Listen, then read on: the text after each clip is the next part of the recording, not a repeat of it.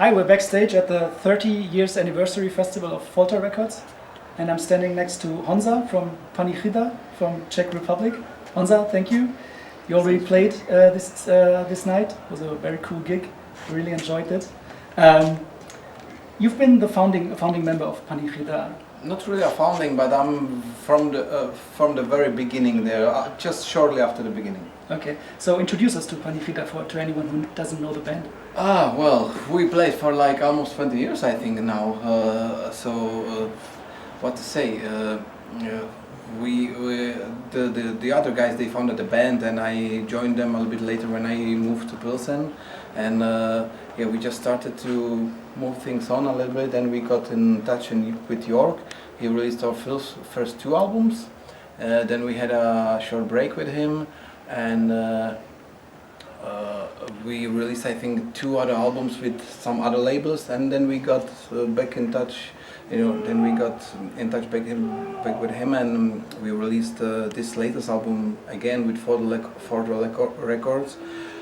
And it was just partly, caused by the pandemic situation, because we just had the album prepared and we were searching for a label, and we just were tired, of like asking another labels and blah blah blah. And then we just said, okay, York, do you want to help us again? And he just, yeah, why not? Sounds cool, and we will do it together. So that was it. I don't know if it's a good introduction to the history of Panychida. Well, you've introduced us that you have released 5 albums already. This Gabreta was the fifth album. That's the 5th one. The albums, some have Czech lyrics, some have English lyrics, some have a mixture of Czech lyrics and English lyrics, but the new album only has Czech lyrics with some German lyrics in it too. Yeah, we started doing the English lyrics, because of trying to introduce the bands to also other audience than the Czech people.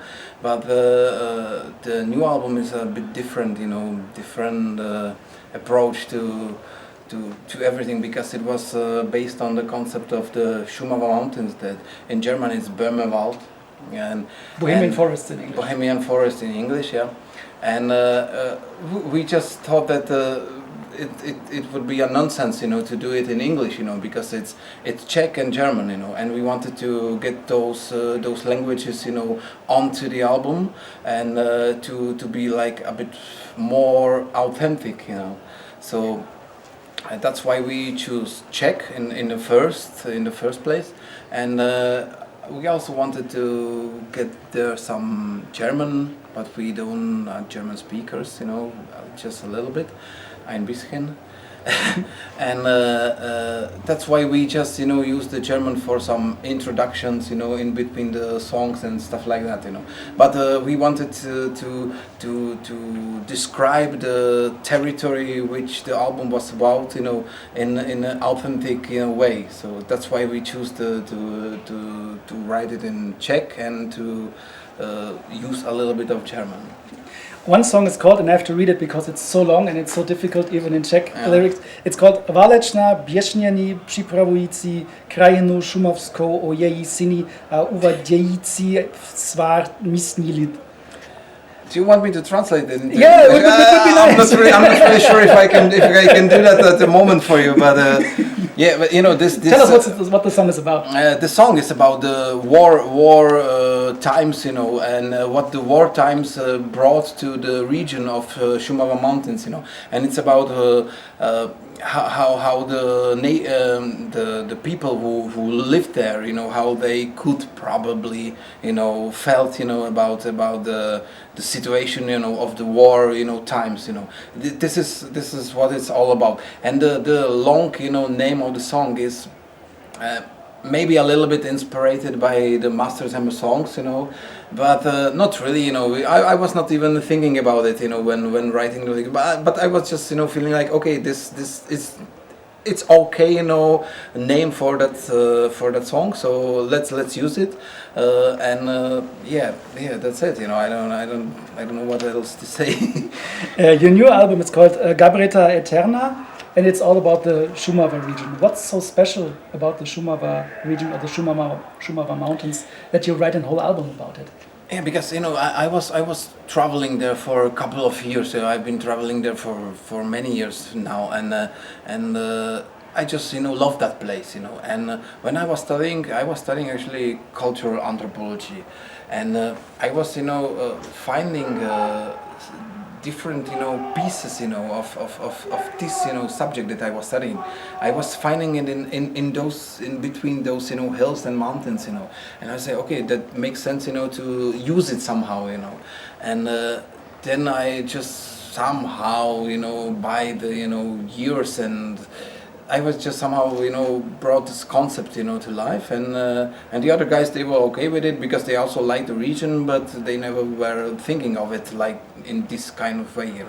I said, okay, I have this thing in my mind, and let's do it this way. And the reason why it's called Gabreta Aeterna, it's because the Gabreta is the old probably Celtic name for Shumava, for Böhmerwald. So we wanted it to sound it a little bit international, so the other nationalities could also understand it. So that's we used the Latin name of Shumava in the name of the album. So in fact it means like Shumava the Eternal or something like that. You already mentioned Master's Hammer. There are more Czech metal bands, Czech black metal bands from the first wave, like Thor or Root. How did they influence you as a band? What were you influenced by the black metal bands from like Norway or Germany? I don't really know. I grew up on classic like heavy metal. I think I'm more influenced by Halloween and Running Wild than by Master's Hammer. So of course I respect all these bands, but I would say they are just partly somehow present maybe on our new album. But my personal biggest influence is like comes from Germany actually. That's for sure, because I always was based like melodically, like all this melodic stuff, as I said, Running Wild, Halloween, and maybe Rage or something like that, Okay. So tell us more about the Czech metal scene in general, or the Czech black metal scene. Which other bands should fans check out? You played in Skinny Plummen. Yeah, for a while, but I found out that it was not just the topic with which they were dealing with was not really mine, cup of tea, So after some time I quit, and then what to say about black metal scene?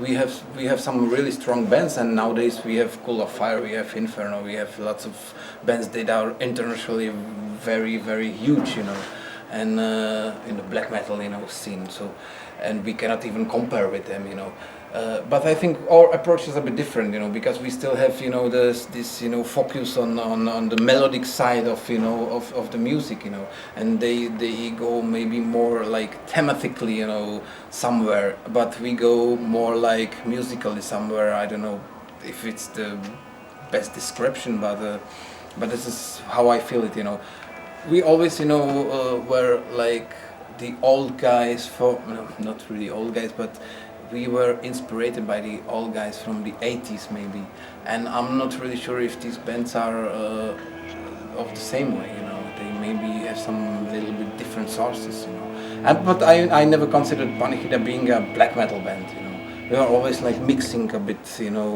but we are always based on melodic, kind of stuff. So can I ask you about some old bands from the Czech Republic and your opinion on them, if you like? Some older bands from the Czech Republic. Like, what's your opinion on Arakai? Do you know them? Do you like them? I respect them. They are really. They were the first. They were one of the first. But nowadays they move some other way. They are. I think they are completely on a different tracks. Than the underground metal bands based in Czech Republic. They are playing just inside of the Czech Republic. They never reached out outside the country. And they have really huge fan base, and they play on the biggest festival. But I think they came in a different time. We also came in a different time, and We are just a huge underground. They are huge, but they are huge only in Czech Republic. Anywhere else, you know. But they are those guys I can compare with them, you know. I mean, they are the really good musicians, and what can I say? You know, so same thing with Debostro, I think. yeah, probably, but Debostro is still a bit closer to me, maybe even nowadays, because they're still playing kind of, you know, underground stuff, you know, and even underground festivals. But still, it's, you know, this bunch of bands, you know, coming from the late 80s, beginning of 90s, and they have different conditions, you know, to how to start the band, you know, in which they started the band, you know. So it's completely something different than from us, you know. Okay. So what can we expect from Panychida in the near or far future? Yeah, we have you know, some like three or four songs that are like leftovers from the recording of the latest album. We would like to get them, you know, out, because we don't think they are like worse or something than the rest of the album, but they just didn't somehow fit into the album, and we wanted to sound it, you know, somehow. And these songs were like, okay, we don't put it here because they are a bit different, and it would be just maybe too black metal or whatever. We wanted to have it kind of a bit heavy metal, you know, influence in that album. I think it really happened, you know, somehow. And yeah, so we would like to get out these 3 songs in between the April. Maybe we will record some 2 or 3 more songs and somehow spread it in between the Beatles. So that's our plan for now.